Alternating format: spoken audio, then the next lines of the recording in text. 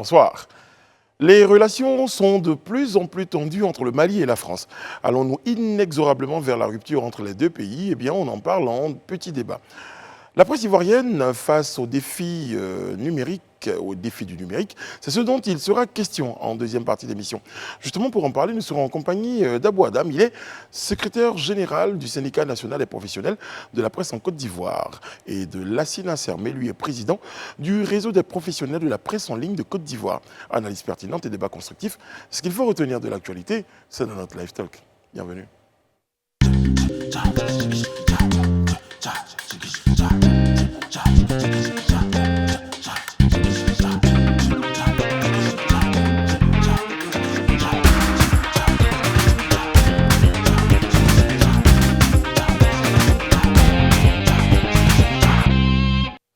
Oyez, oyez, c'est une nouvelle semaine que nous entamons avec de la joie, avec le bonheur, avec le plaisir d'être en compagnie de nos téléspectateurs qui sont tous les soirs de plus en plus nombreux à nous suivre, à nous accompagner.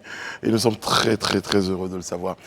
Très heureux de savoir que nous sommes accompagnés de personnes de qualité.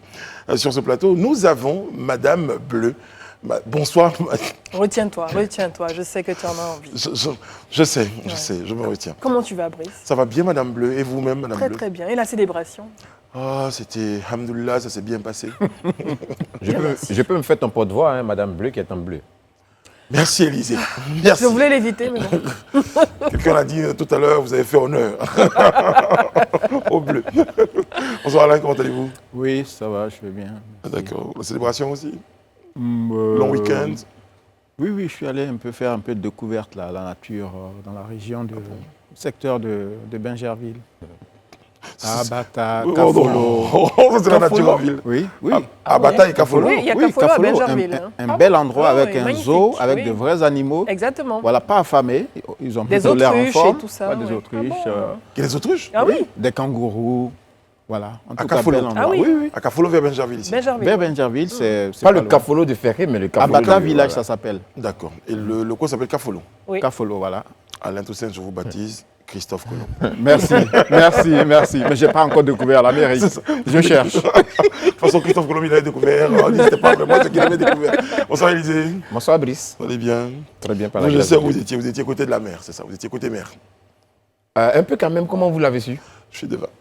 Ah ok. Je commence à Il se développer. reconvertit. Effectivement, on allait vraiment prendre le lait marin, ça nous a fait du bien ce Très week-end. bien. Vous êtes baptisé Trèche la Plaine. Pas mal ça. Allez, on parle tout de suite de ton petit débat.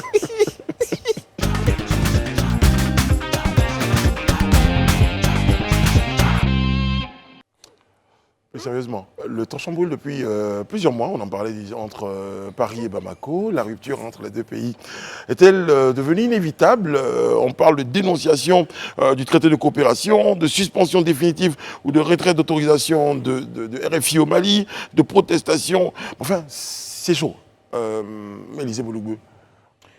Oui, effectivement, avec la sortie encore, disons, hier de la junte qui demande de rompre les amarres, je dirais, en quelque sorte, avec la France, ce n'est qu'une suite logique d'une escalade qu'on constate depuis quelques mois déjà, avec, comme vous l'avez si bien mentionné, la suspension des différents médias français, notamment au Mali, par les autorités maliennes.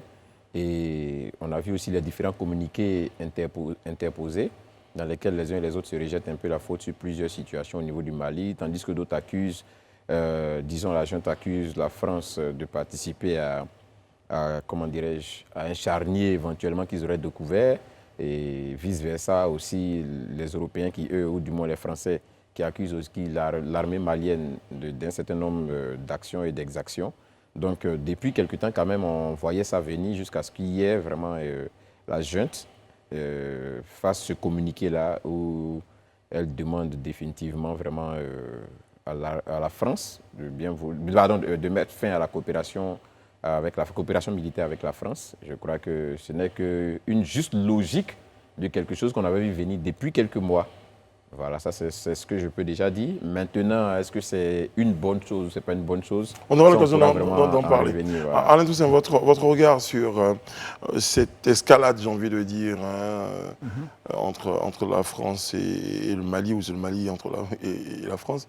Bah, On est au moins certain que M. Macron et M. Goïta ne passeront pas les vacances ensemble. Ça, c'est sûr. Voilà. Mais c'est l'aboutissement aussi de tensions entre les deux pays. On a connu il y a quelques semaines l'expulsion de l'ambassadeur de France qui a été renvoyé dans son pays. Et puis le Mali qui avait déjà à l'époque exprimé son désir de voir la France quitter le Nord. Et la France elle-même qui avait mis fin à un certain nombre d'actions de façon unilatérale. Donc tout cela a fini par agacer les autorités maliennes. On verra bien maintenant, tout à l'heure, dans le fond, ce qui va changer. Madame Bleu, l'ambassadeur de France en Côte d'Ivoire que nous avions reçu ici semblait plutôt, je dirais, optimiste quant à la suite des événements, mais là on se rend bien compte que c'est une vraie dégradation de la situation que nous avons remarquée.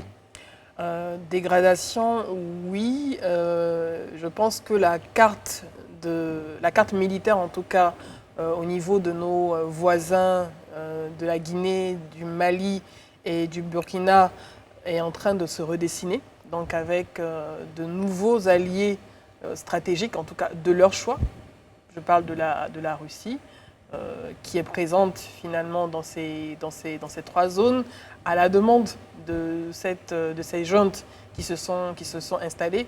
Donc quand il parle du fait qu'il est rassuré, je ne pense pas qu'on peut parler d'être en confiance dans ce genre de situation parce que tout est en train de se redessiner.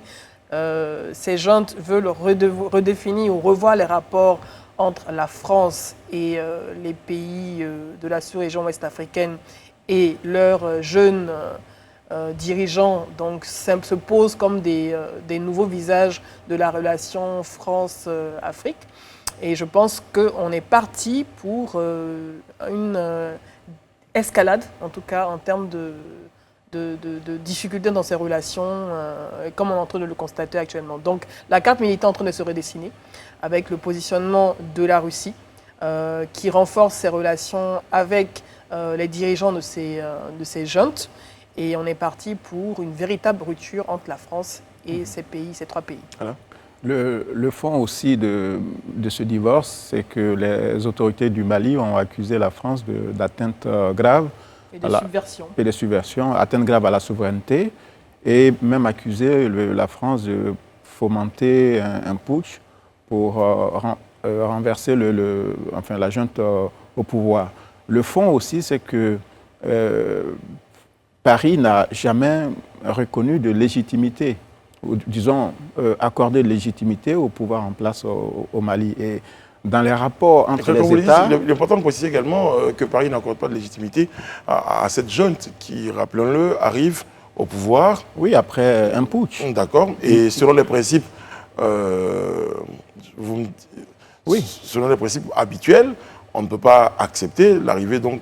Oui, mais reconnaître, si vous voulez. Ce qui a été accepté au Tchad voilà. peut être accepté au Mali. Donc, c'est ce double standard qui agace aussi à la fois les autorités maliennes. Parce que je veux même vous dire que les éléments de langage utilisés par les autorités françaises étaient quand même parfois méprisants. Quand on disait junte militaire, au lieu de dire les autorités ou le gouvernement du Mali, et donc on conditionnait les médias, français notamment, à utiliser ces mots-là parce qu'on déniait toute forme de légitimité ou de légalité à ce régime. Moi, je pense qu'il n'appartient... Mais moi, je veux comprendre. Oui. Est-ce que ce n'est pas factuel? Est-ce que ce n'est pas une junte? Non, mais je pense qu'on ne va pas... on parle de deux poids, deux mesures. Voilà, on ne va pas s'enfermer. Au Tchad, par exemple, certaines personnes estiment que la situation du Tchad n'est pas comparable à celle du Mali. L'Assemblée nationale qui est dissoute par le fils, il n'y a pas, je veux dire, de transition en tant que telle. Et ensuite, il est déclaré, installé comme président de la République. Je suis désolé, c'est le même schéma. Et sans promesse d'élection. C'est un coup d'État. Voilà, c'est un coup d'État. Bon. Élisée, vous avez un point de vue sur la question? Oui, moi, non, pas forcément qu'il soit différent. Moi, je note avec Alain et Edith, effectivement, que c'est un peu deux poids, deux mesures. Mais moi, je vais bien au-delà. C'est-à-dire que ce soit deux poids, deux mesures. Moi, je m'apitoie purement et simplement sur la question du Mali. Et pour moi, j'estime que c'est une junte. Qu'on le veut, oui ou non, c'est une junte. Ils ont pris le pouvoir par un coup de force. Ça n'a pas été fait dans le contexte démocratique. Les autorités françaises sont bien dans leur droit d'estimer qu'elles sont en face d'elles une junte. C'est bel et bien le cas. Ce n'est pas un gouvernement légalement établi. Ça, c'est clair. Maintenant, il leur revient de vouloir de prendre acte. La situation est là, elle prend acte. Mais cela ne peut pas l'empêcher de considérer qu'elle est en face d'une junte. Ça, c'est une chose. Et j'estime aussi, pour ma part, comme je le disais, que pour être conséquent envers elle-même, la France aurait dû aussi avoir un traitement pareil avec le Tchad. Moi, j'estime. Donc, pour moi, effectivement, je suis d'accord d'avis qu'il y a eu 2 poids 2 mesures. Mais en même temps, quand je finis de dire ça, je vais dans le fond et j'estime pour ma part que quand on est en face d'une junte, comme c'est le cas au Mali, parce que quoi qu'on dise, c'est une junte qui est au pouvoir au Mali. Quand on est en face d'une junte au Mali, c'est du devoir de la France, moi j'estime pour ma part, de prendre ses responsabilités. Et c'est ce qu'elle essaie de faire, de prendre ses responsabilités. Si la junte aussi estime de son côté qu'elle ne doit pas coopérer avec, elle ne peut plus coopérer avec la France, c'est son droit le plus absolu des autorités maliennes, de la junte militaire, c'est son droit le plus absolu. Maintenant, on verra ce que ça va produire comme résultat par la suite. Mais c'est le droit le plus absolu. Aujourd'hui, bon, Dieu merci, comme le disait Félix Houphouët-Boigny, nous, on est amis de tout le monde, ennemis de personne. La Côte d'Ivoire est amis de tout le monde, ennemis de personne. Ça, c'est un choix qu'on a fait sur le plan diplomatique. Mais aussi, demain, on estime par rapport à une certaine situation qu'on ne veut plus être en amitié, ou bien qu'on estime qu'il y a des actions qui ont été posées de nature à rompre des amarres. Bon, ça, c'est les autorités qui voient. Maintenant, derrière, comme je le dis toujours, quand on prend une décision, il faut qu'on soit en mesure d'assumer les conséquences. On verra ce que ça va donner par la suite. Très bien. Alors, il y a un terme là qui fait sourire Dominique Yaba sur nos pages des réseaux sociaux, c'est qu'on a dit tout à l'heure le principe habituel. Je ne sais pas d'ailleurs, pour dire que ce que nous on essaie de dire, c'est qu'un principe, c'est un principe. Voilà, d'accord. On dit le principe de condamner un coup d'État, c'est le principe de condamner un coup d'État. Voilà, donc c'est peut-être pas un principe habituel, mais c'est un principe. Voilà. Je fais juste une précision, parce qu'il se marre sur la question. Alain Toussaint, on va tout de suite aborder avec vous les conséquences d'une telle décision. Parce qu'on dit aujourd'hui, le Mali dit, nous, par rapport à notre souveraineté, on n'a pas besoin que les gens viennent nous aider, parce que je lis également Angora Léandre Amani qui nous dit sur nos pages des réseaux sociaux, pourquoi les Français veulent à tout prix s'occuper de la sécurité des Africains? Est-ce qu'ils trouveront normal que nous ayons une armée à Marseille où habitent de nombreux Africains? Bon. Oui, c'est un raccourci, mais qui montre aussi l'état d'esprit des Africains qui sont tous agacés par ce que j'appelle l'ingérence des grandes puissances qui décident ce qui est bon pour les Africains, etc. etc. Ce que je veux savoir, c'est qu'aujourd'hui, cet accord militaire, par exemple, qui est dénoncé et même remis en question par la junte aujourd'hui, c'est un accord qui avait été sollicité par les autorités en place. Oui, c'est ce qu'on dit officiellement. Vous savez, quand une puissance étrangère débarque dans un pays, on dit toujours que c'est à la demande de ce pays ou parfois même à la suite d'une résolution de l'ONU. C'est en 2013 que les forces Barkhane et Takuba, la force européenne, se sont installées au Mali, donc à la suite d'un accord qui autorisait ces forces étrangères à s'installer au Mali. Et puis en 2014, il y a eu un traité de coopération. Ce sont donc ces accords-là, différents, qui sont dénoncés par la junte. La conséquence, c'est que le pouvoir en place au Mali, j'ai utilisé le mot junte à la suite d'Élysée, que le pouvoir en place au Mali aura entre ses mains la destinée du pays et du peuple malien. Alors justement, c'est là que ça devient intéressant.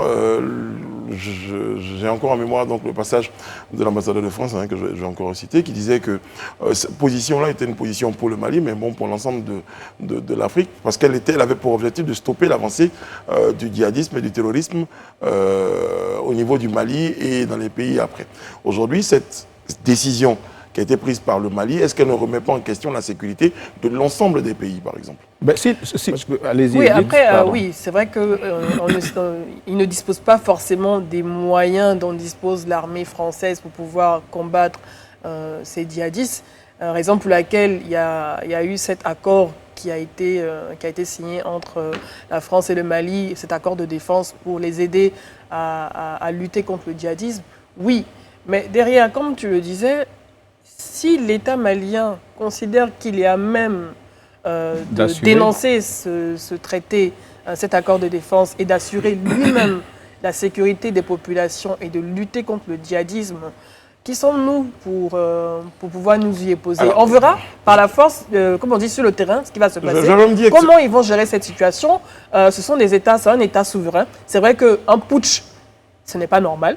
ce n'est pas la meilleure voie pour accéder au pouvoir, mais s'ils décident de prendre leur destin en main avec le soutien d'une partie de la population, parce que je pense qu'une partie de la population les soutient ou les a soutenus, on verra bien ce que ça va donner sur le terrain en matière de défense du territoire. Alors moi, ce qui peut paraître paradoxal, hein, j'entendais tout à l'heure l'un d'entre vous évoquer des accords avec une autre puissance étrangère pour dire que c'est comme un jeu de chaises musicales pour dire, bon, ok, nous on veut prendre notre destin en main, on dit exit la France et puis entrer la Russie par exemple. Mais c'est le droit de choisir le partenaire. Du Mali de choisir son partenaire. Vous savez, on a beau dire, mais si c'est un État souverain, ce gouvernement qui est en place, choisit ses partenaires. Et puis l'accord ou les accords de 2013 et 2014, s'ils sont dénoncés aujourd'hui, c'est qu'ils n'ont pas produit les résultats escomptés.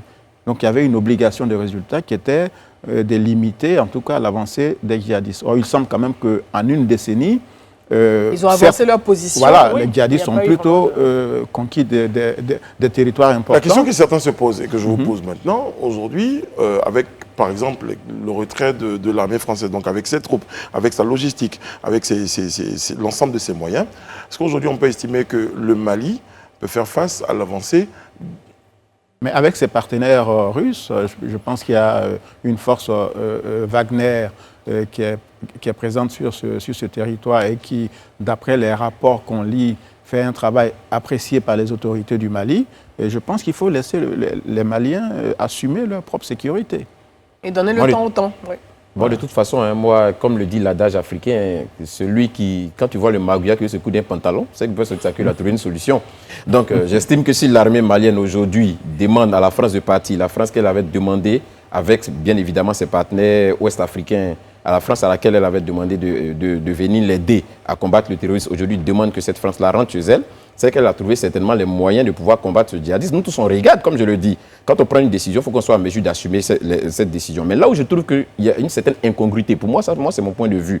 Le fait qu'on dise aujourd'hui ce qui est reproché aux Français, au-delà même du fait qu'on n'a pas poussé les djihadistes et tout ça, c'est le fait qu'on a l'impression, ou du moins les Maliens évoquent le fait que la France s'ingère énormément dans beaucoup de situations. C'est aujourd'hui le dialogue même qui est tenu par ceux-là qui soutiennent un peu la junte militaire et tout ce qui va avec, comme les discours panafricanistes et tout ça. Le fait que la France veut s'accaparer quelque chose. Moi, je suis d'avis qu'aujourd'hui, on trouve non que les États africains, après 60 ans d'indépendance, puissent véritablement vivre leur souveraineté. Mais ça devient incongru quand vous décidez d'assumer votre souveraineté, quitter sous un joug et vous mettre sous un autre joug, moi je trouve que ce n'est pas conséquent. Non, ça c'est une lecture un peu simpliste. Ils se mettent sous un joug.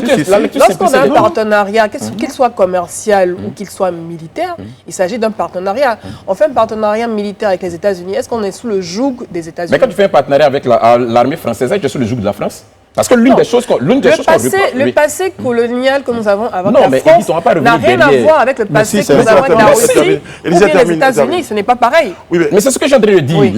L'accord qui est dénoncé, c'est un accord quoi? C'est un accord militaire qui est dénoncé avec la France. On n'est pas en train de dénoncer les relations diplomatiques. Juste après les indépendances. Non, pas juste après les indépendances. On est en train de dénoncer des accords. Non, je parle de l'accord, des premiers accords. Donc, je parle de l'accord d'Ivoire, par exemple. Oui, mais moi, je suis en train de parler du Mali, justement. Voilà, l'accord qu'on dénonce ici, c'est l'accord qu'on a essayé d'établir quand on était face à une situation liée au djihadisme, au terrorisme.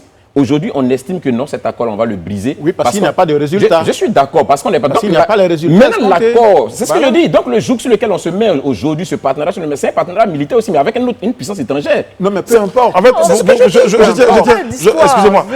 Oui, ce que M. Bolougbe veut dire, c'est qu'aujourd'hui, lui, il estime que si le Mali réclame une forme de souveraineté, pour dire je suis souverain, je ne suis sous le joug de personne. Sauf que lui, ce qu'il estime, c'est qu'aujourd'hui, si vous dites... Mais la souveraineté, ça veut dire quoi? Ça veut dire que vous, Brice, par exemple, vous avez le droit de choisir vos partenaires. Voilà, on ne peut pas vivre éternellement sous la tutelle. Et cette histoire d'accord de défense, après les indépendances, les États africains, francophones notamment, ont été maintenus dans ce système. Et ils ont été contraints de signer ces accords pour la plupart. Voilà, quand la France, au moment où Houphouët permet au pays d'accéder à l'indépendance, lui dit que pour votre protection, pour votre défense, vous n'avez pas besoin d'avoir une armée forte. On gère ça pour vous. On gère cela pour vous. Donc on a sous-traité quand même pendant 3 décennies, voire même 4, la protection, la sécurité du pays. Et je pense que c'est depuis 2011 avec 2012, janvier 2012, oui. l'arrivée du président Ouattara qu'on a commencé à avoir une armée qui s'est renforcée, qui s'est modernisée, enfin, etc. Donc, à un moment donné, ils ont même trouvé incongru, en fait, incongru, ce partenariat de défense qui avait été signé juste après l'indépendance, parce que ce n'était pas cohérent de pouvoir donner toute la gestion de notre organisation militaire à la France. Donc, ça a été dénoncé par les députés qui ont voté à l'unanimité en 2012. 2012, donc ça veut dire que ce partenariat a été revu. Exactement. A été réadapté au contexte actuel. Bien sûr. Mais donc c'est ce que fait le Mali en décidant au nom de sa souveraineté, parce que c'est un État encore indépendant, de dire que nous renonçons à la tutelle de tel État. Et puis nous renforçons, nous créons les conditions d'une relation de travail avec un autre pays. Ce qu'Élysée craint, en vrai, ce qu'Élysée craint, c'est que le Mali n'aille se remettre sous la tutelle. Ce ne sont pas des enfants. Et dites, on n'a pas fait l'injure, c'est vrai aux autorités maliennes aujourd'hui, mais nous tous on sait. On sait aujourd'hui. Si on a pris Wagner, c'est pas parce qu'on est. La question que nous allons poser, est-ce que vous pensez aujourd'hui que le Mali, donc je crois que ça traduit une seule chose, c'est qu'aujourd'hui le Mali n'est pas capable d'assurer elle seule sa sécurité. On est d'accord? Non, le Mali fait le mieux qu'il peut pour avoir le contrôle de son territoire, apporter la sécurité, la sûreté. Non, je ne suis pas le représentant de la junte ou bien du gouvernement malien, mais je vous dis exactement la philosophie de bon nombre de pays africains aujourd'hui. La vision, c'est d'avoir des pays qui assument eux-mêmes leur protection et leur sécurité. Moi je ne peux pas me prononcer sur leur capacité à juguler ou à faire reculer le djihadisme. Tout va se jouer, comme je l'ai dit, sur le terrain, sur la gestion. La gestion de cette transition, la gestion même de tout ce qui est positionnement militaire, la question sécuritaire. De stratégie militaire, la question sécuritaire. Tout va se jouer sur le terrain. On attend de voir comment ils vont opérer. Mais pour l'instant, je ne peux pas me prononcer parce que je ne connais pas le dispositif militaire ni les capacités militaires. On verra bien. Élysée. Moi, je voudrais répondre même de facto à ta question pour dire que l'armée malienne ne peut pas elle-même faire face à la situation d'insécurité au Mali. Simplement, pour la simple et unique raison que quand elle demande à la France de partir, pendant qu'elle est en train de demander à la France de partir, elle a établi des accords avec aujourd'hui Wagner qui est sur le territoire et qui est en train de renforcer son dispositif selon les dernières informations qu'on a. En train de renforcer son dispositif parce qu'aujourd'hui, on veut aller à une autre dimension. C'est vrai que ceux qui étaient là, l'armée tutélaire qui était là entre-temps, on n'en veut plus aujourd'hui, mais on veut une autre qui va nous aider à réaliser. Ça veut dire moi je pense que c'est très simple comme lecture. Ça veut dire qu'aujourd'hui, on sait qu'on n'a pas les capacités personnelles à notre niveau, nous seuls, de pouvoir faire face à la situation. Donc on a besoin forcément d'appui. Et ça, c'est même pas une honte. Moi, je trouve même que c'est même pas une honte. Même les États aujourd'hui, nous-mêmes qui ne sommes pas confrontés à choses et autres, même les États qui sont dit les États développés ont besoin de soutien. Parce qu'aujourd'hui, combattre le terrorisme, c'est multiforme. C'est multiforme et ça demande beaucoup d'engagement, ça demande beaucoup de technicité. On n'a pas forcément, à nous seuls, cette capacité d'avoir tout ça. Donc on est forcément obligé d'avoir... Et la CEDEAO, par exemple, mais ce qui vous dérange, vous, c'est le fait que ceux qui soutiennent le Mali aujourd'hui soit, par exemple, une société russe. Si c'était une société vietnamienne, est-ce que vous auriez eu la même position? Moi, je trouve que c'est... Non, ça n'a rien à voir avec le fait qu'il soit vietnamien ou bien koweïtien. Ce n'est pas ça qui m'intéresse. Non, c'est parce que vous êtes dans une logique de russophobie qui fait qu'aujourd'hui, la Russie fait... Non, mais bon, d'accord. C'est ça le problème. On pourrait vous opposer aussi le fait que vous êtes dans une francophobie. Pas du tout. Ah non, donc pourquoi vous estimez que moi, je suis dans une russophobie? Si vous me dites que c'est une russophobie, c'est que vous êtes dans une francophobie. Parce que vous partez du principe que, comme Wagner est la société qui vient de Moscou, financée par... Non, je n'ai pas dit Wagner. Je dis, moi, je trouve injuste et incongru. Quand vous terminez, pourquoi vous puissiez comprendre? Je trouve injuste et incongru qu'on décide de quitter un partenariat avec une armée qu'on a établie parce qu'on estime qu'on a... Et on se met sous un autre jour. Mais il n'y a pas de résultat. J'estime que c'est incongru pour moi. Les autorités... Et quand on sait, au niveau géopolitique, aujourd'hui, l'opposition entre la Russie et puis le bloc occidental, on comprend tout de suite la géostratégie qui est en place. C'est ce que je disais tout à l'heure. Après, Alain, vous terminez. C'est ce que je disais tout à l'heure. On n'a pas la France n'a pas ce passé que la Russie a avec le Mali.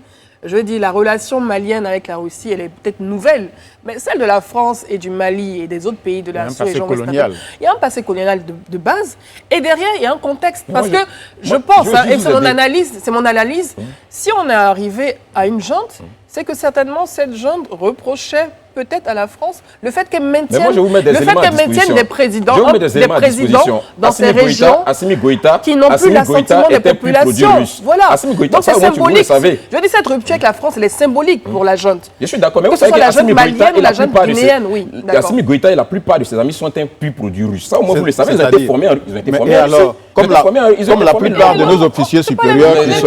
Non, ils ont été formés. beaucoup qui ont été C'est formés une en porte France. ouverte pour la Russie pour mettre pied en Afrique de l'Ouest. C'est Bon, une ça c'est votre réalité. point de vue. Mais Alors, la on Chine, termine avec... on est dans une logique La Chine est également géostratégique. présente en S'il vous Afrique plaît, de s'il vous plaît. l'Ouest. Oui, mais Madame. sur le plan militaire. Les Madame. États-Unis Madame. également, sur le plan militaire, présents en Afrique de l'Ouest. Oui. Alain, Je pense que... Alain, vous terminez. Bon, on est d'accord. Personne n'est russophobe ou francophone. Élysée, Ok, j'entends. Élysée, en fait, fait un tri sélectif, comme on dit. Comment ça? Voilà. Parce que... Élysée se pose des questions. par- Oui, moi je Oui, comprends. Moi je veux qu'on soit cohérent en fait. Moi c'est ça mon problème. Mais il y a de la On est tout à cohérence. fait cohérent. Quand un pouvoir est en place et évalue l'action d'armées étrangères sur son territoire et estime que ces armées n'ont N'a pas produit de résultats n'ont pas à son- produit de à son résultats niveau. à son niveau, Voilà. ce C'est son pouvoir a l'obligation, ou en tout cas le droit, d'opérer des changements. Une chose est sûre, et Madame la Bleu l'a dit, on va observer l'évolution de la situation et on pourra noter les avancées, qu'elles soient verra russes ou... Est-ce que ce choix aura été pertinent ou pas? Brice, faut juste qu'on tienne comme conclusion que quand on prend une décision, on doit être en mesure d'assumer les conséquences. Moi c'est ce que je veux qu'on retienne comme conclusion. Voilà. Bon, alors, Ouraga Gobledi nous dit « Merci, passons à autre chose ». C'est la fin de notre petit débat. Prochain point, c'est justement de recevoir nos invités. À tout de suite.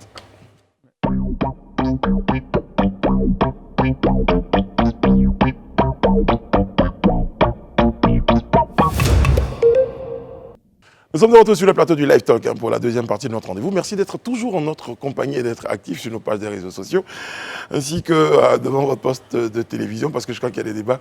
Monsieur Boulouk, en ce moment, est très incompris.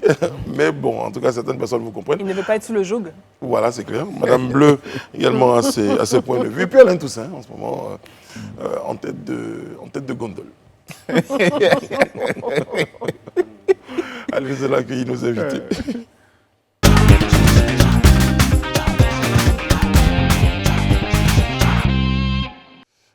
Abou Adam est secrétaire général du syndicat national des professionnels de la presse en Côte d'Ivoire, le SINAP. Et la SINACERM est président du réseau des professionnels de la presse en ligne en Côte d'Ivoire. Bonsoir messieurs, merci d'être présents sur notre plateau. Le 3 mai 2022, eh bien, on célèbre la journée internationale de la liberté de la presse. Première question, état des lieux selon vous de cette liberté de la presse en Côte d'Ivoire, dans notre pays? Ben, je pense qu'on va se référer au rapport de RSF, selon lequel la Côte d'Ivoire engrange 29 points. Donc, à s'en tenir à ce rapport, on dira que la liberté de presse est de mise en Côte d'Ivoire. C'est vrai qu'il reste beaucoup d'efforts à faire, mais à ce rythme, je pense que dans les années à venir, on pourra, n'est-ce pas, avoir un très bon score et très acceptable. Mais déjà, passer de 66 de la 66e place à la 37e, en une année, engranger 29 points, je pense que c'est acceptable et c'est bon à prendre. Est-ce qu'on peut dire que, au regard de ce score, donc on a eu 30 points supplémentaires, est-ce qu'on peut dire que les conditions actuellement en Côte d'Ivoire sont réunies pour vous permettre, vous et nous, les professionnels en tout cas, je vais poser la question de la presse, dans le même esprit, donc, oui, à notre invité à gauche, pour dire, oui, selon la presse, selon le rapport RSF, mais sur le terrain, hein, c'est cela. Oui, madame. exactement. Est-ce que les conditions sont réunies pour vous permettre aux médias d'exercer convenablement leur mission? À tous les deux. D'accord. Je vois que vous souriez, M. Sermé-Lassina. Bien sûr. Dites-nous tout. Oui, mais moi je pense que, avant que Abou ne prenne la parole, je pense que les conditions sont réunies. Les conditions sont réunies à tout point de vue, mais dans l'exercice, il peut arriver qu'on puisse rencontrer des écueils de part et d'autre. Hein. Moi, très souvent, je l'ai dit, quand on va à une cérémonie, à une activité où le président de la République ou un ministre arrive, souvent il y a un peu de couac entre les journalistes et le protocole, etc. Parce que chacun vient bien faire son rôle, bien jouer son rôle, bien faire son travail. Donc de part et d'autre, chacun voulant bien réussir, n'est-ce pas, il y a des écueils par-ci, par-là. Mais encore une fois, sur ces dernières années, on n'a pas encore vu, n'est-ce pas... En Côte d'Ivoire, il n'y a pas de journalistes tués, il n'y a pas de journalistes emprisonnés. Est-ce que ces indicateurs-là... Des journalistes muselés? Oui, mais pour l'instant, non. Non, pour l'instant, non. Moi, je n'en connais pas.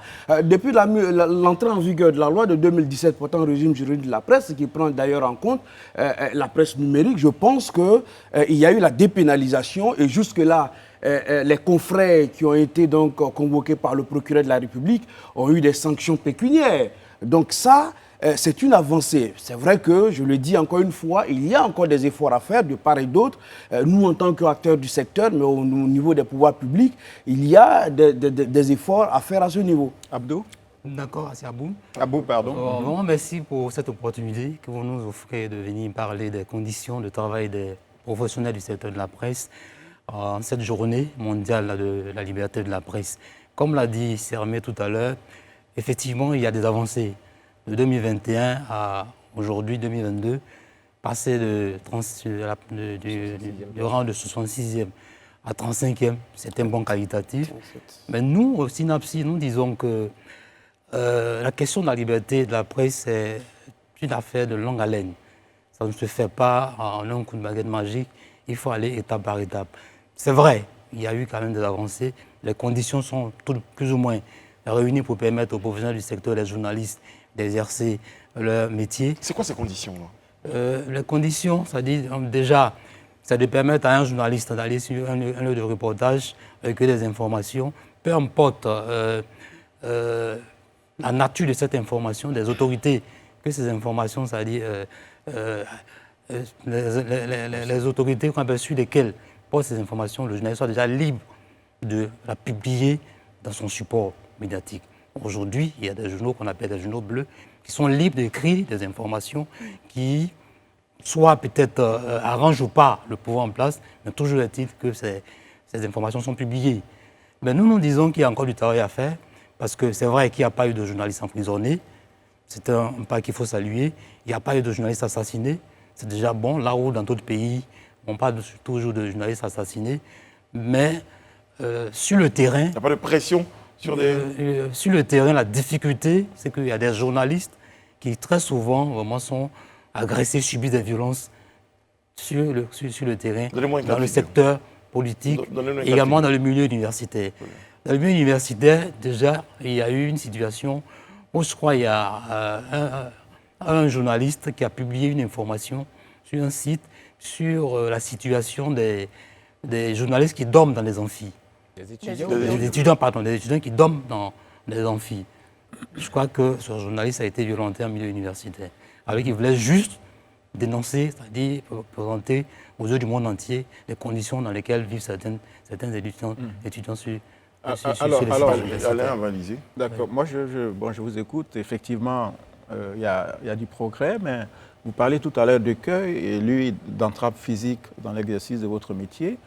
Est-ce que ce que j'appellerais la censure inversée n'est pas le principal écueil qui est face à la presse en Côte d'Ivoire? C'est quoi cette censure inversée? C'est quand, d'office, des autorités refusent de parler à la presse locale ou l'incapacité d'accéder à des sources. Quand il y a une nouvelle qui tombe et que les journalistes, parce que la déontologie le recommande, veulent recouper l'information et qu'ils sont dans l'impossibilité de joindre un responsable politique ou un chargé de communication, etc. C'est quand même un problème. Donc quand vous décrivez le tableau, c'est vrai, du point de vue statistique, on a fait un bond, comme vous dites, mais dans la pratique, la presse en Côte d'Ivoire, l'accès à l'information est beaucoup plus difficile, mais extrêmement difficile, et surtout le refus des autorités de rendre compte aux citoyens au travers des canaux que vous constituez via vos médias. Effectivement. Voilà, qu'est-ce que vous en pensez? Vous posez là le problème de la rétention d'informations par certaines institutions. Mais je pense que la question est réglée par la loi en créant la KIDP, la commission, cette commission qui permet aux journalistes, lorsqu'une autorité ou une institution refuse de vous donner les informations, vous saisissez la KIDP, et la KIDP qui fait injonction à cette autorité. Mais ça peut durer plusieurs mois, oui, plusieurs semaines. Donc si vous procédure. enquêtez par exemple sur le trafic de drogue, excusez-moi, c'est un sujet d'actualité, c'est dans 6 mois vous allez sortir votre enquête? Oui, effectivement, c'est vraiment dommage. C'est vraiment dommage. On continue vraiment, c'est-à-dire de sensibiliser les autorités à donner des informations. Lorsqu'un journaliste a besoin juste, c'est-à-dire d'un certain nombre d'éléments pour étayer quelque chose, des informations qu'il a reçues dans le cadre d'une enquête, mais c'est ce que dit la loi.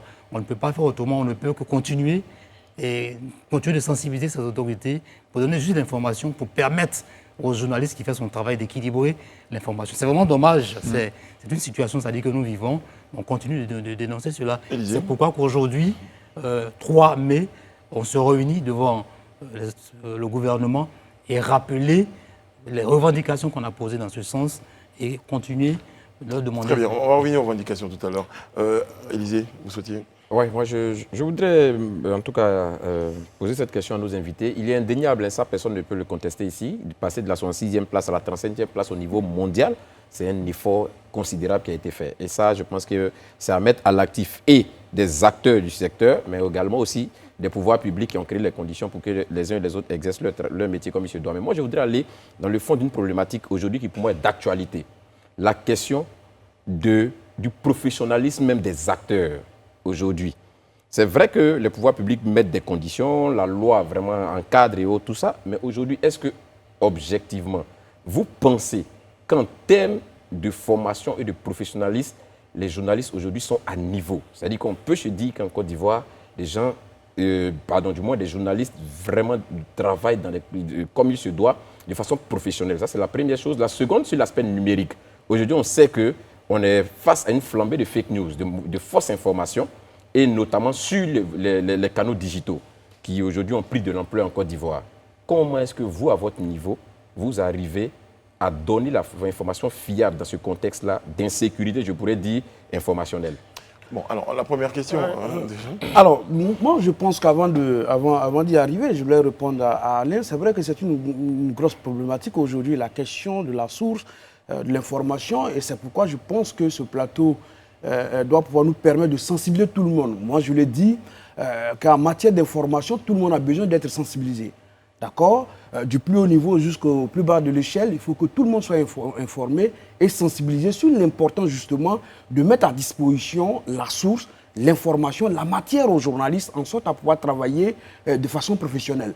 Nous, dès la survenue de la crise de la Covid-19, nous avons lancé une initiative, mais on a eu pas mal de difficultés justement pour recouper les informations.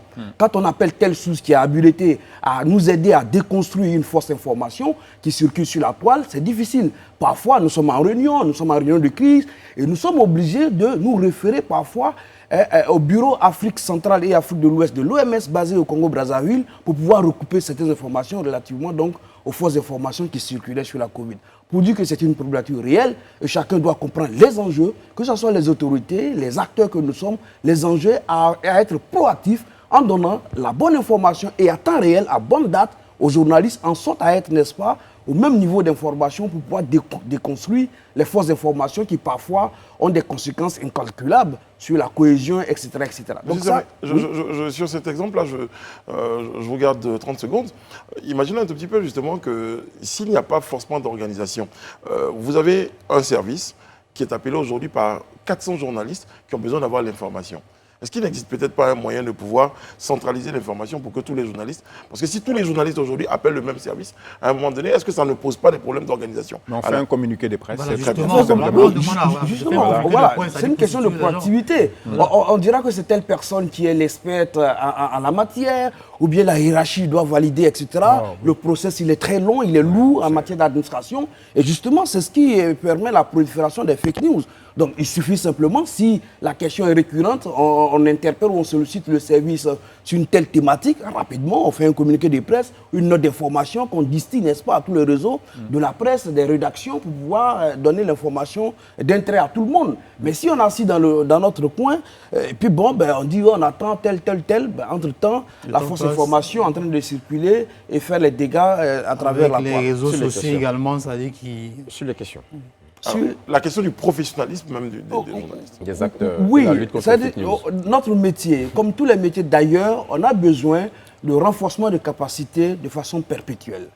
Et surtout quand on parle aujourd'hui du numérique, voyez-vous, on va passer donc de la presse classique traditionnelle vers le numérique. On a besoin de renforcement de capacité, on a besoin d'une mise à niveau, on a besoin d'être au diapason, n'est-ce pas, de ces nouveaux médias. Donc pour moi, il faut perpétuellement renforcer la capacité des journalistes et qui doivent vraiment connaître la loi qui régit leur métier, leur profession. La loi de 2017, j'en ai parlé en début, et puis il y a le code d'éthique et de déontologie. Quand on s'attarde à ces deux boussoles, il va sans dire qu'on restera toujours professionnel et on va être à l'abri donc de la rigueur de la loi. Moi, j'ai une préoccupation. En début d'émission, c'est vrai qu'on est un peu tout de suite parti. On a des journalistes qui ont envie d'avoir des informations sur le plateau. Mais pour nos téléspectateurs, par exemple, qu'est-ce qui a justifié, parce qu'Élisée parlait tout à l'heure de saluer ce bond, qu'est-ce qui a justifié ce bond-là, qu'on soit passé de la 65e place à la 37e place? Je crois que 29 points, c'est ça, hein? Ouais, 29 qu'est-ce qui justifie? Pourquoi on a gagné ces points? Qu'est-ce qui s'est passé? Comment? Qu'est-ce que les critères, en fait. Reporter frontière se base sur un certain nombre d'indicateurs. Quels sont les critères, alors? Les critères, bon, ça dit pêle-mêle, hein. On regarde s'il n'y a pas eu d'assassinat sur le territoire, s'il n'y a pas eu d'emprisonnement, si au niveau, par exemple, de la législation, on a pris des mesures pour permettre aux journalistes de ne pas être emprisonnés. On se rend compte qu'il y a eu la dépénalisation du délit de presse. Effectivement, sur le terrain, de 2021 à 2022, on se rend compte que vraiment cette mesure a été vraiment suivie avec des instructions qui sont données par le gouvernement pour ne pas qu'un journaliste, quelle que soit la difficulté qu'il a, soit gardé par exemple à vue.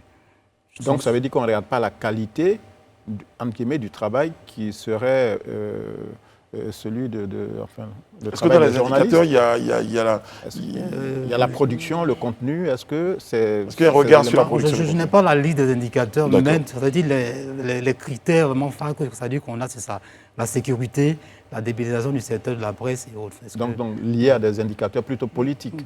L'environnement du voilà, travail. l'environnement politique, c'est-à-dire pour voir si vraiment du point de vue politique, il n'y a pas vraiment une... pression sur les journalistes. On se rend compte qu'aujourd'hui, quand on regarde un peu la une de certains journaux, il y a quand même une certaine liberté pour permettre aux médias de dénoncer un certain nombre de choses. Monsieur Sermet, je reviens à vous concernant la question d'Élisée Bologbeu à propos du digital.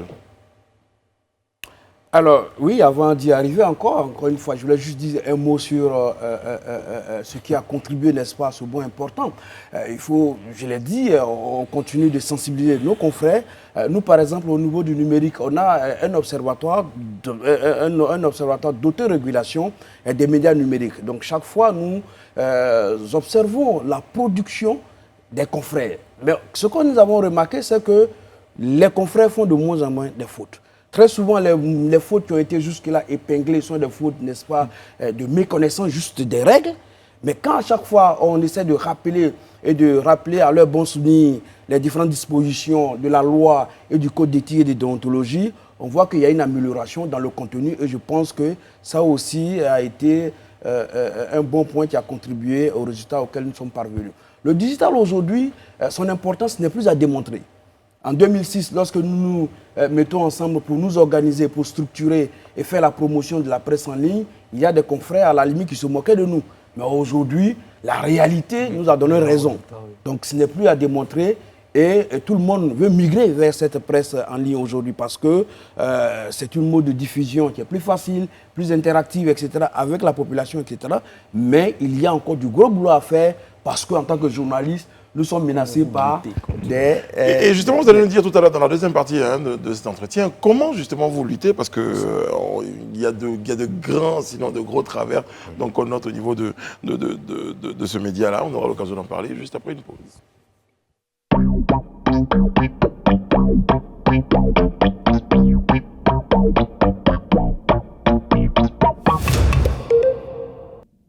Le retour sur le plateau du Live Talk où nous regardez à la maison, sur nos pages des réseaux sociaux. Et justement, on parle du numérique. Avant la pause, Élisée Bologbeu s'inquiétait de quel modèle nous avons aujourd'hui pour contrecarrer tout ce qu'on constate comme impair, comme travers, comme situation délicate sur Internet. Et voici la question. Moi, je pense qu'il faut que nous, journalistes et professionnels de la presse, nous prenions notre place sur les réseaux sociaux. Parce qu'aujourd'hui, le numérique a tendance à phagocyter les vrais dépositaires du traitement de l'information. Aujourd'hui, on a des concurrents sur les réseaux sociaux, ce qu'on appelle les influenceurs, les activistes, qui sont aujourd'hui ceux que le public qui est sur ces réseaux sociaux va écouter. Alors, qu'est-ce que nous, en tant que journalistes, nous faisons, c'est-à-dire pour pouvoir aller éliminer la concurrence à ces nouveaux acteurs des réseaux sociaux pour donner la vraie information. Parce qu'à la base, parce qu'avant, c'était les journalistes, on regardait la télé, on écoutait on lisait les journaux, parce que c'est là qu'on avait les informations. Aujourd'hui, quelqu'un utilise son téléphone, et puis ça même dit, bon, M. Alain Toussaint, aujourd'hui, a été retrouvé quelque part dans un bar. Et du coup, cette personne-là s'érige en donneur d'informations. En fait, les émetteurs ont changé, en fait. Justement. Je veux dire, comment vous adaptez face à ce changement qui est intervenu depuis une dizaine d'années? Est-ce que finalement, vous n'avez pas raté le coche? Parce que ça fait près d'une dizaine d'années que la transition a eu lieu entre la presse papier et la presse numérique, en tout cas ailleurs. Mais ici, comment vous vous adaptez pour survivre? Il faut reconnaître qu'on a raté le coche, comme vous l'avez dit. Je ne sais pas si les promoteurs n'ont pas vu la mutation numérique venir, ou bien l'ont vu, mais n'ont pas anticipé les choses. C'est-à-dire qu'aujourd'hui, quand on essaie d'anticiper les choses, on se rend compte qu'il y a d'autres acteurs que le public peut faire écouter, alors que ce n'est pas évident que les informations que c'est mais on a envie de dire que chacun d'entre nous ici, il suffit aujourd'hui que le citoyen lambda prenne son téléphone, il balance l'information sur Internet. En suivant quelles règles d'éthique et de déontologie. C'est là qu'il y a le danger. Non, mais le problème, et qu'est-ce que vous faites pour contrebalancer ça? Est-ce que ce n'est pas la qualité du contenu qui est peut-être en cause? Parce que déjà, même pour arriver vers un média en ligne, il faut passer l'étape des réseaux sociaux. Je veux dire, c'est ce qui attire tout de suite l'Ivoirien qui se connecte à Internet. C'est d'abord les réseaux sociaux avant de se connecter à un média en ligne. Derrière, est-ce que ce n'est pas la qualité du contenu? On parlait tout à l'heure de ressources humaines, de qualité de ressources humaines et tout. Est-ce que ce n'est pas la qualité du contenu qu'il faut peut-être revoir pour attirer je pense que les lecteurs? Déjà, la question, est-ce que les influenceurs et les médias en ligne ou traditionnels font le même métier? C'est pas la même chose. C'est pas le même métier, c'est pas pareil. Du tout la même nature d'information. Mais ils n'ont pas dit qu'ils faisaient du journalisme. Ce qu'ils font relève pour moi plutôt de la rumeur, qui est aussi une forme qui est aussi un média, à part qu'ils ont un téléphone sur lequel ils peuvent parler et puis raconter un certain nombre de choses. Ce n'est pas du tout la même nature. Voilà, c'est pas le même travail. Donc il n'y a pas de on prend justement pour non, mais il y a une discipline qui existe déjà. Nous, on fait un plaidoyer auprès vraiment, c'est-à-dire des autorités du gouvernement pour qu'effectivement, il y ait une révision, enfin, une loi modificative des deux lois de 2017, notamment la loi portant au régime juridique de la presse et la loi portant au régime juridique de la communication audiovisuelle, pour que l'État contrôle, c'est-à-dire ce que ces influenceurs, ces activistes, c'est-à-dire diffusent comme contenu sur les médias. C'est difficile parce que le gars, il est à Washington, il diffuse une information qui concerne la Côte d'Ivoire. Oui, mais au moins, c'est-à-dire avec la AK, il aura sûrement, mais je ne sais pas comment ça peut se passer techniquement, mais il aura un mécanisme, c'est-à-dire de bloquer ce genre d'informations. Très bien. Alors, soit on bloque ou on donne la juste information. Et je pense que l'un d'entre vous parlait tout à l'heure d'être présent également sur les réseaux sociaux. Voilà. Oui, il faut être présent sur les réseaux sociaux. Mais aujourd'hui, je pense que chacun de nous a pris conscience de l'ampleur et des dégâts que peuvent justement causer ces informations multiformes venant de ce qu'on appellerait des journalistes citoyens, parce que le citoyen lambda de passage était témoin d'un fait, il veut tout de suite rapporter ça sur sa page Facebook, mais au mépris des règles réglementaires de la profession de journalisme, quoi qu'on dise. Hein. Et là, je pense que nous devons aller vers ça. C'est-à-dire que les journalistes doivent avoir leur ordre, comme les avocats, on a l'ordre des avocats, on a l'ordre des médecins, l'ordre des pharmaciens. Ce n'est pas un métier qu'on embrasse comme ça. C'est-à-dire que du jour au lendemain. Mais je viens. Et vous allez voir, même les GAFAM, c'est-à-dire que ces géants de l'Internet ont même compris et qui sont en train de réguler, n'est-ce pas, le contenu de leur support. C'est-à-dire aujourd'hui, vous diffusez une information à connotation haineuse, vous allez voir que vous serez suspendu. Donc c'est ça, nous y arrivons et je pense que chacun a compris et chacun jouant son rôle, on va petit à petit. Ce ne sera pas du tout facile. En Côte d'Ivoire, on a plus de 12 millions d'utilisateurs d'Internet, dont 6 actifs sur les réseaux sociaux, notamment Facebook. Donc ce ne sera pas facile de jouer le gendarme. Mais derrière, il y a la sensibilisation, parce que vous-même, vous menez des actions de sensibilisation, déjà avec votre observatoire de la presse numérique, l'OMANSI. Il y a également des actions qui sont menées avec d'autres médias, je parle d'Israël Gebo également, où il y a une sorte de monitoring de tout ce qui est violence sur les réseaux sociaux, la presse en ligne et tout. Mais c'est le travail de sensibilisation que vous devez mener au-delà de la coercition. Parce que tout à l'heure, je m'apprêtais à dire entre-temps que vous parlez tout à l'heure de l'ordre des architectes, l'ordre des médecins, il y a déjà de nombreuses organisations de journalistes, mais aujourd'hui, vous allez peut-être créer un ordre des journalistes, permettez-moi l'expression si c'est un peu l'idée, mais l'idée aujourd'hui, c'est que ce n'est pas vraiment entre les journalistes qu'il faut se former. La menace, elle est ailleurs. Et la menace, c'est des gens qui sont avec leur téléphone, qui disent des choses aujourd'hui qu'on ne peut pas contrôler, qui disent des choses aujourd'hui qui mettent en danger la vie de certaines personnes, qui jettent l'opprobre sur d'autres personnes. Et ces personnes ont besoin, elles, d'être sensibilisées. Oui, pour rejoindre la question de Mme Bleu. Oui, mais je pense que nous menons déjà ces actions. Voyez-vous, il doit y avoir plusieurs actions multiformes. C'est vrai que la sensibilisation est une des actions qu'on peut mener pour sensibiliser les différents acteurs. Au niveau de notre association, on a lancé une initiative donc, de lutte contre les fake news. On a cette initiative de formation parce que nous pensons que parfois, il vaut mieux apprendre aux usagers comment vérifier une information. Hein, c'est pour ça qu'il y a des médias ou des observatoires comme Africa Check. Oui, je pense que vous connaissez, qui existe. Les vérificateurs qui existent pour pouvoir vérifier une information. Il y a même une voie check. Exactement. Donc les populations ont la possibilité, lorsqu'elles ont un doute sur une information, d'aller vers ces plateformes ou d'aller vers l'OMANSI pour vérifier la véracité d'une information. Très bien. Sensibilisation. Oui, justement. Ça veut dire que, in fine, il faut que la population ait ce sens critique, justement. Il faut que vous ayez ce rapport avec la population pour les sensibiliser. Oui, c'est ce que nous faisons. Ce sens et ce réflexe. Que quand je reçois une information, le premier réflexe, de vérifier la source, etc., avant de forwarder, avant de partager l'information. Donc c'est ce que nous cherchons à faire comprendre à la population en allant en milieu universitaire. Nous, on allait à Bobo, hein, dans les grains, à Yopougon, justement, installer notre dispositif et montrer aux gens, faire la démonstration. Parce qu'on n'a plus parlé de théorie, mais on fait plus de pratique. Montrer comment vérifier une information, comment je vérifie une image que j'ai reçue, etc., à la population. Et je pense que très souvent, on sent que les populations diffusent les fausses informations parce qu'elles ne savent pas comment vérifier. Très bien. Abouadam, on termine avec vous. Hein, vos attentes, vos espérances. D'accord. Nos attentes, on le dit, comme l'a dit tout à l'heure, mais il faut sensibiliser. Il faut continuer de sensibiliser les populations sur comment vérifier les fake news. Et également, tout à l'heure, Moloumou a parlé de formation. Nous disons qu'il faut continuer de former vraiment les professionnels du secteur de la presse, que ce soit sur les questions d'éthique et de déontologie et surtout d'écriture journalistique aussi. Parce que tout à l'heure, je dis, il faut être présent sur les réseaux sociaux. On n'a pas transporté sur les réseaux sociaux la façon d'écrire dans nos journaux.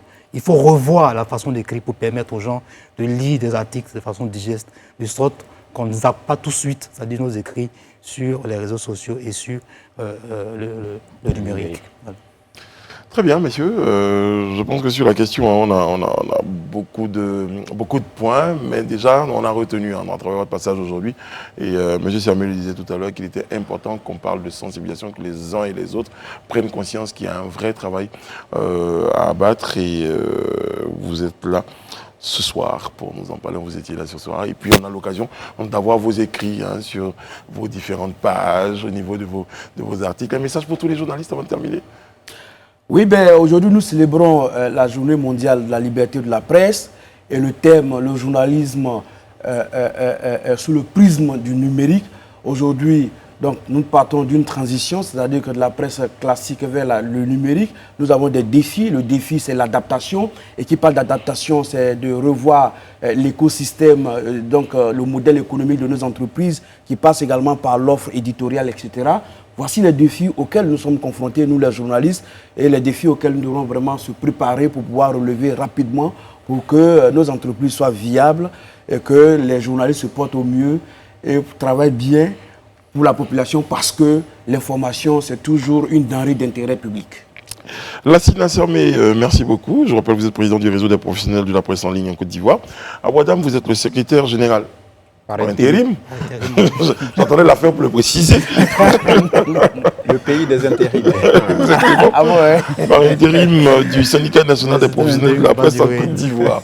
Merci Alain, merci Élisée, merci Madame Bleu, ainsi qu'à toutes les équipes techniques et éditoriales qui se joignent à moi, ainsi pour vous dire bonne fin de programme sur Live TV. André Bois vous retrouve juste après pour Immersion. On vous retrouve demain. Merci à tous ceux qui nous suivent également sur nos pages des réseaux sociaux. Voilà.